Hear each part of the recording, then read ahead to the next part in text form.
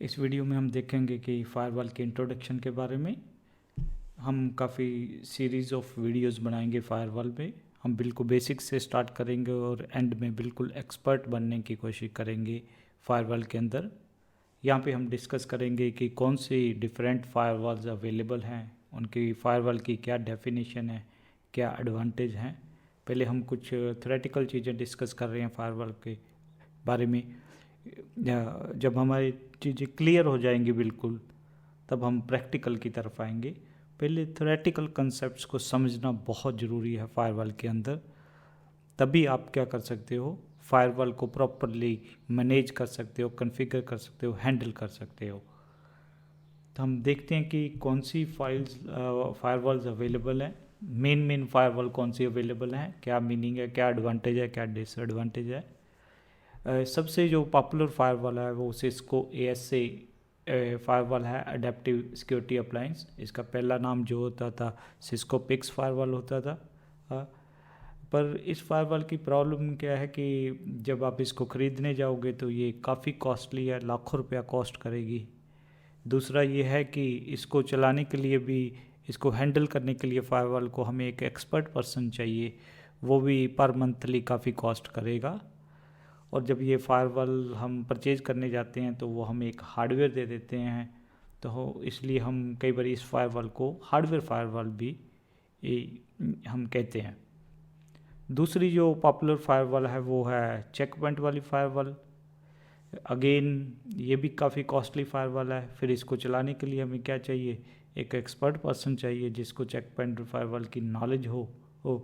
तो इसके अंदर भी क्या है कि आपकी फ़िक्स कॉस्ट भी बहुत ज़्यादा है, रनिंग कॉस्ट भी पहली और दूसरी फायरवॉल में बहुत ज़्यादा है। प्लस अगेन जब हम इसको परचेज़ करने जाएंगे तो वो हमें एक हार्डवेयर दे देंगे फिजिकल, तो कई बार इसलिए हम इसको भी हार्डवेयर फायरवॉल भी बोल देते हैं। जो तीसरी हमारी फायरवॉल है वो है माइक्रोसॉफ्ट की ईज़ा फायरवॉल। ये आपको कॉस्ट करेगी मनी, और इसको चलाने के लिए हमें क्या चाहिए, या तो विंडो 2008 सर्वर चाहिए, 2012 और 2016 और 2019 सर्वर चाहिए, उसकी भी कॉस्ट पड़ेगी। पर बहुत कम लोग जो माइक्रोसॉफ्ट ईज़ा फायरवॉल को यूज़ करते हैं। तो हम कौन सी फायरवॉल पे काम करेंगे, हम जो फायरवॉल पे काम करेंगे वो Linux based net filter IP tables firewall. अब हमें पता है जो ज़्यादातर जो हमारी लाइनक्स होती हैं वो फ्री में हैं, तो ये फायरवॉल भी आपके पास फ्री है।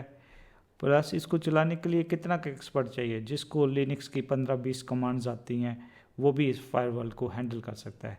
तो ना तो इसको परचेज करने की कोई कॉस्ट है, और ना ही इसको रन करने के लिए या कॉन्फ़िगर करने के लिए आपको स्पेशल पर्सन की ज़रूरत है।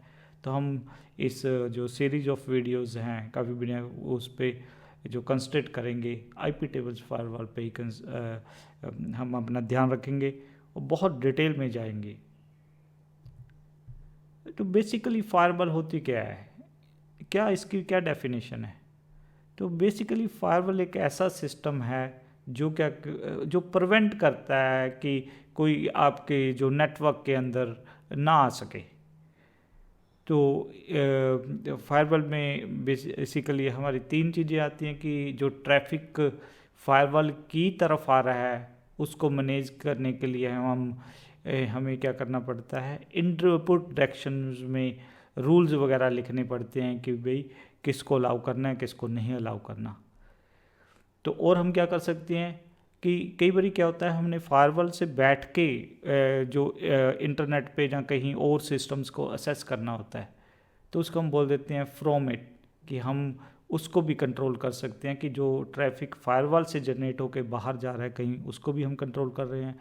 जो फायरवॉल की तरफ आ रहा हो ट्रैफिक, जिसको हम बोल देते हैं कि इनपुट डायरेक्शन में आ रहा हो ट्रैफिक, उसको भी हम क्या कर सकते हैं, फायरवॉल से कंट्रोल कर सकते हैं, उसकी फ़िल्टरिंग कर सकते हैं, मॉनिटरिंग कर सकते हैं। और कई बार होता है कि जो ट्रैफिक है फायरवॉल से जस्ट पास हो रहा होता है, सपोज वो लोकल नेटवर्क से पास होके इंटरनेट पे जा रहा है, और इंटरनेट से हमारे पास कुछ ट्रैफिक फायरवॉल से पास होके इंटरनल नेटवर्क पे आ रहा है। तो उसको जो हम हैंडल करने के लिए हमें क्या करना पड़ता है, फॉरवर्ड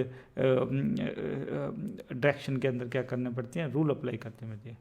तो बेसिकली फायरवॉल क्या है, सिस्टम जो क्या करती है, जो अननेसेसरी कम्युनिकेशन है उसको क्या है, जो फायरवॉल की तरफ आ रही है उसको कंट्रोल करती है, जो फायरवॉल से जनरेट होके बाहर जा रही है उसको कंट्रोल करती है, और जहाँ अगर फायरवॉल के थ्रू पास हो रही है तो उसको वो कंट्रोल करती है। तो ये एक बेसिकल डेफिनेशन है।